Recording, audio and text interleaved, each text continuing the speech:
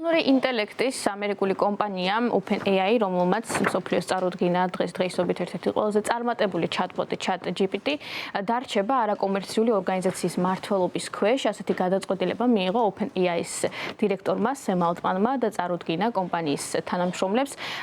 შეგახსენებთ, რომ მანამდე ცნობილი იყო, რომ კომპანია OpenAI გეგმავდა, რომ შეეცვალა ბიზნესის მართვის ფორმა და უნდა გამხდარიყო კომერციული, რის წინააღმდეგაც წავიდნენ მეცნიერები, ტექნოლოგიის სფეროს წარმომადგენლები და ასევე მათ შორის ერთ-ერთი ყველაზე ხმამაღალი სპეციალისტი ამ საკითხთან დაკავშირებით იყო ილონ მასკი, რომელიც არის თანადამფუძნებელი კომპანია OpenAI-ის. სემ ალტმანთან ერთად მან დააფუძნა 2015 წელს კომპანია OpenAI და ილონ მასკი აცხადებდა, რომ თავდაპირველი გეგმა იყო ის, რომ კომპანია OpenAI და ხელოვნური ინტელექტი უნდა ემსახურებოდეს კაცობრიობას და სარგებელი უნდა მოუტანონ სწორედაც რომ საზოგადოებას და არ უნდა იყოს ორიენტირებული ფინანსურ მოგებაზე. ილონ მასკის თქმით, ასეთი იყო თავდაპირველი შეთანხმება, თუმცა მისი თქმით, სემ ალტმანმა გადაუხვია ამ გზას და უჩივლა მას სასამართლოში, ასევე კომპანია OpenAI-მაც საპასუხოდ უჩივლა ილონ მასკს.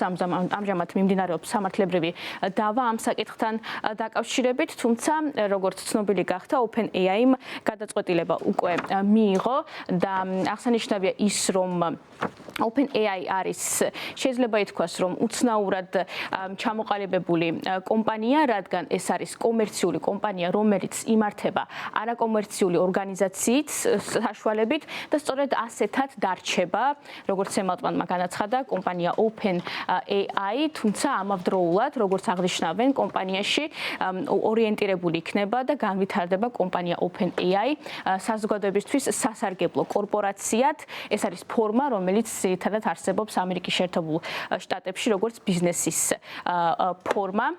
ხოლო რაც შეეხება ილონ მასკს, მას ჯერჯერობით ამასთან დაკავშირებით კომენტარი არ გაუკეთებია.